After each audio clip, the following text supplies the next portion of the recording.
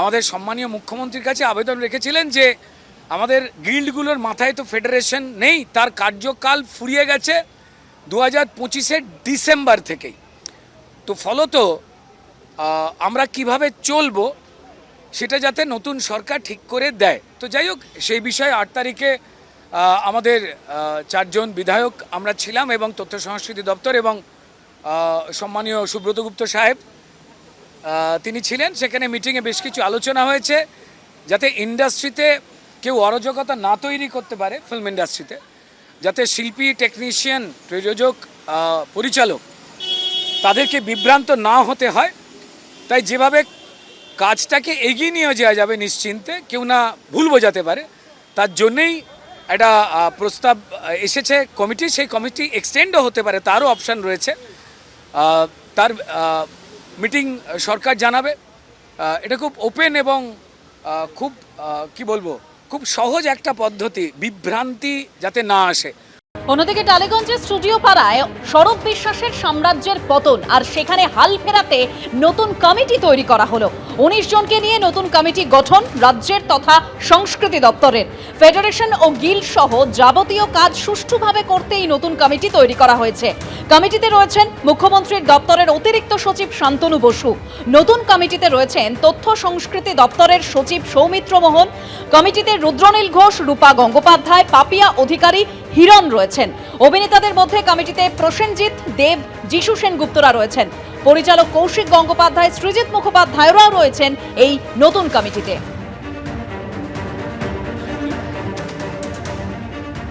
আমাদের সম্মানীয় মুখ্যমন্ত্রীর কাছে আবেদন রেখেছিলেন যে আমাদের গিল্ডগুলোর মাথায় তো ফেডারেশন নেই, তার কার্যকাল ফুরিয়ে গেছে 2025-এর ডিসেম্বর থেকেই।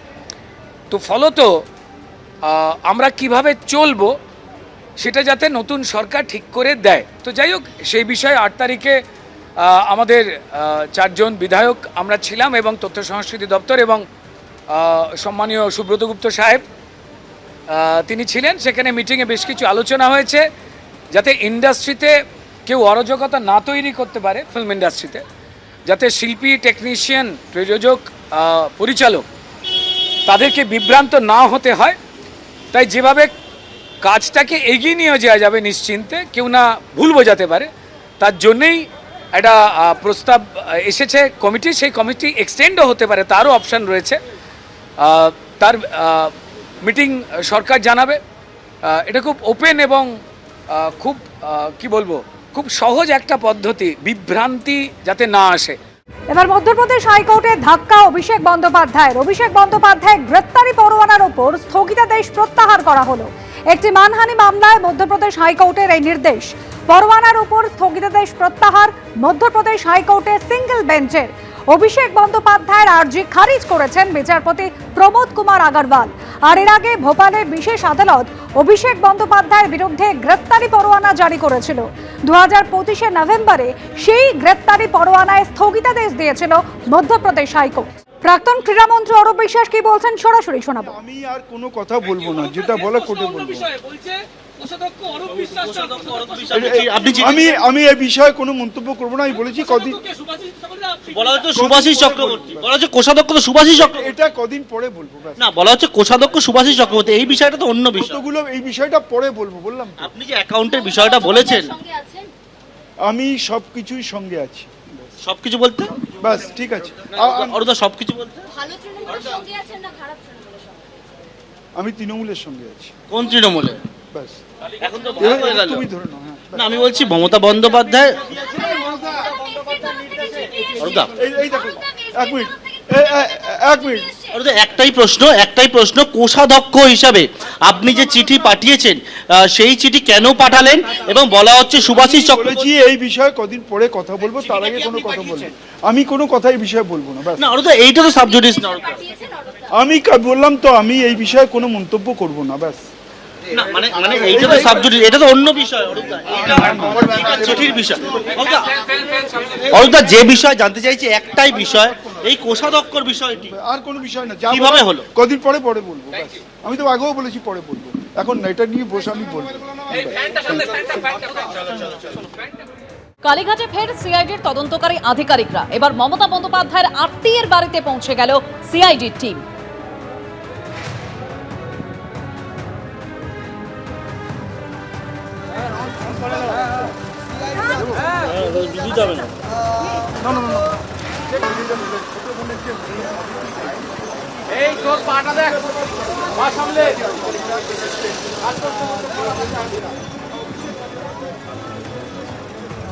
পুরী থেকে গতকালই গ্রেপ্তার তৃণমূল কংগ্রেসের প্রাক্তন কাউন্সিলর সুশান্ত ঘোষ।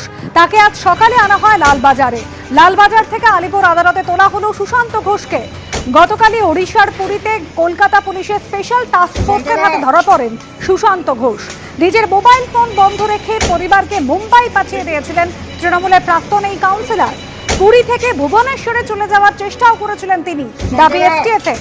তার আগেই কলকাতা পুরসভার 12 নম্বর বড়োর প্রাক্তন চেয়ারম্যানকে গ্রেফতার করল পুলিশ। তার বিরুদ্ধে আনন্দপুর থানায় তোলাবাজির অভিযোগ জানিয়েছিলেন এক হকার। সেই অভিযোগের প্রেক্ষিতে এফআইআর দায়ের। সেই এফআইআর এর ভিত্তিতেই পুরী থেকে পাকড়াও করা হয় সুশান্ত ঘোষকে।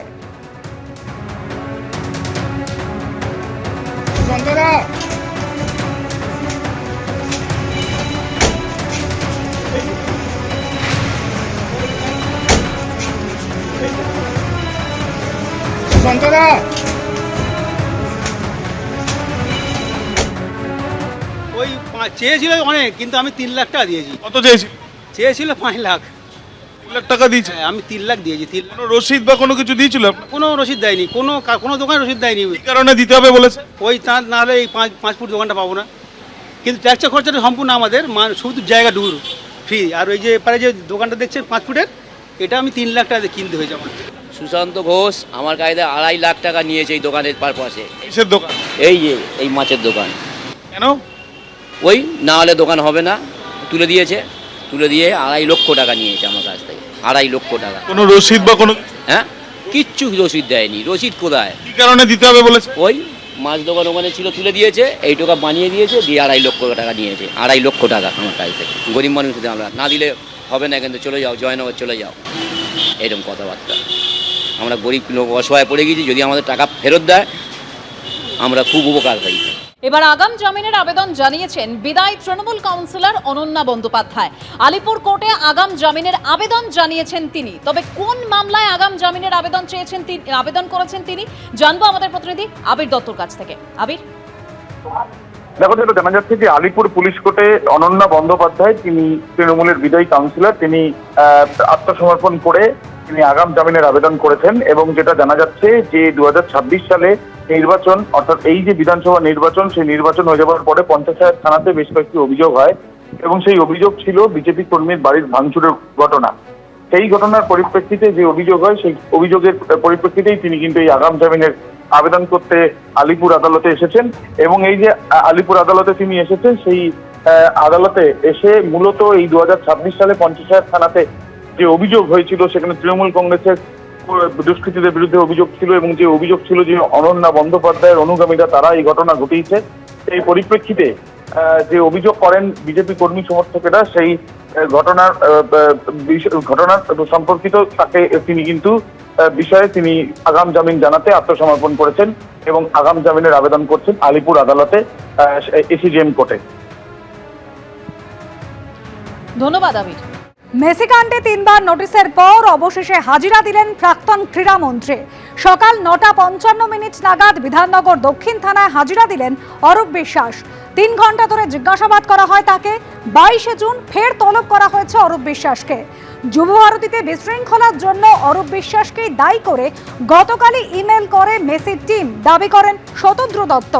বিধাননগর কমিশনারেটে এই ইমেল করা হয়েছে বলে দাবি করেছিলেন শতদ্রু দত্ত।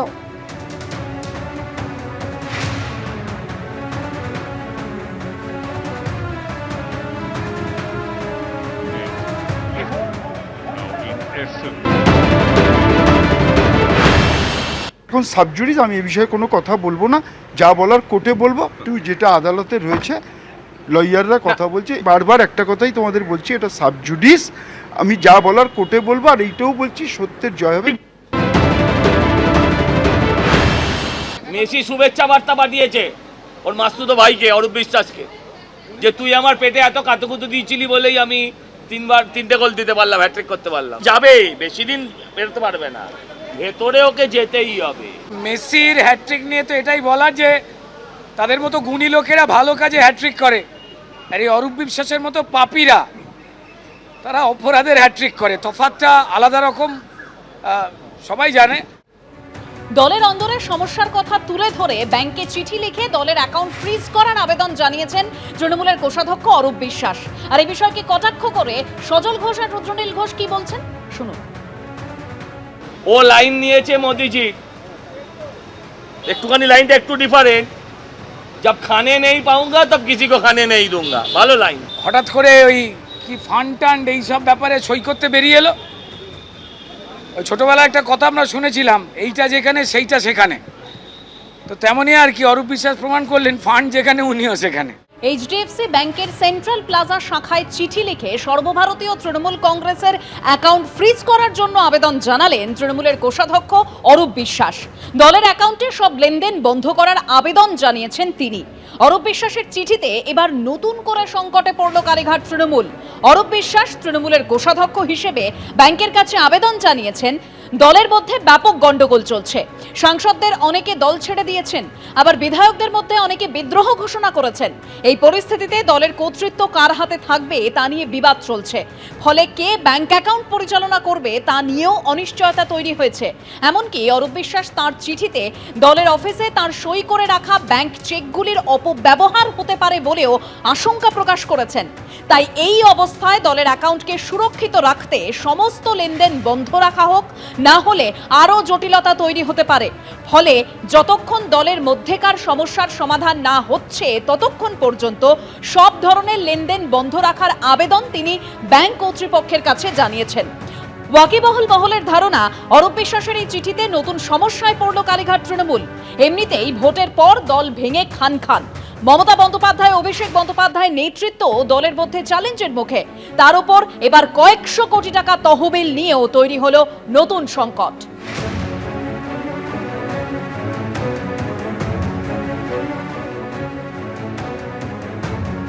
ফ্রিজ করার জন্য অ্যাকাউন্টের টাকা ওটা দলের ব্যাপার, ওটা নিয়ে এখন এই মুহূর্তে কিছু বলবো না। তৃণমূলের অ্যাকাউন্ট আপনি এটা নিয়ে পরে বলবো, এটা নিয়ে পরে বলবো। আপনি কি ফ্রিজ করতে বলেছেন? তৃণমূল বলছে আপনি আর কোষাধ্যক্ষ নেই। এটা পরে বলবো, পরে বলবো। আপনাকে কি দল এই সময় তাহলে বিপদে ফেলে দিল? না না, পরে বলবো। সর্বভারতীয় তৃণমূল কংগ্রেসের ব্যাংক অ্যাকাউন্ট ফ্রিজ করার জন্য আবেদন তৃণমূলের কোষাধ্যক্ষ অরূপ বিশ্বাসের। দলের অ্যাকাউন্টে সব ধরনের লেনদেন বন্ধ রাখার জন্য তিনি আবেদন জানিয়েছেন। অরূপ বিশ্বাসের এই চিঠিতে এবার নতুন করে সংকটে কালীঘাট তৃণমূল। অরূপ বিশ্বাস তিনি তৃণমূলের কোষাধ্যক্ষ হিসেবে ব্যাংকের কাছে আবেদন জানিয়েছেন যে দলের মধ্যে গন্ডগোল হচ্ছে, অনেক সাংসদ তারা দল ছেড়ে দিয়েছেন, বিধায়কদের মধ্যে অনেকেই বিদ্রোহ ঘোষণা করছেন। আর এই পরিস্থিতিতে দলের কর্তৃত্ব কার হাতে থাকবে তা নিয়ে যখন বিবাদ চলছে, কে ব্যাংক অ্যাকাউন্ট পরিচালনা করবেন তা নিয়েও অনিশ্চয়তা তৈরি হয়েছে। অরূপ বিশ্বাস তার চিঠিতে দলের অফিসে তার সই করে রাখা ব্যাংক চেকগুলির অপব্যবহার হতে পারে বলেও আশঙ্কা প্রকাশ করেছেন। দলের অ্যাকাউন্টকে সুরক্ষিত রাখতে সমস্ত লেনদেন বন্ধ রাখা হোক, না হলে আরও জটিলতা তৈরি হতে পারে। ফলে যতক্ষণ দলের মধ্যেকার সমস্যার সমাধান না হচ্ছে ততক্ষণ পর্যন্ত সব ধরনের লেনদেন বন্ধ রাখার আবেদন তিনি ব্যাংক কর্তৃপক্ষের কাছে জানিয়েছেন।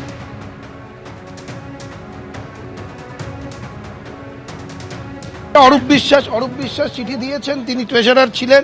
তিনি মনে করেছেন যে এই চিঠিটা না দিলে হয়তো যে অ্যাকাউন্টটি তৃণমূল কংগ্রেসের রয়েছে সেটাতেও কিছু অনিয়ম হতে পারে, সেটাকে ভেবেই হয়তো তিনি চিঠি দিয়েছেন। এর বাইরে আমার কিছু বলার নেই, কারণ সেটা তিনি চিঠি দিয়েছেন ট্রেজারার হিসেবে, এটার উত্তর তিনিই ভালো দিতে পারবেন। কোন তৃণমূল কংগ্রেসের কথা বলছি?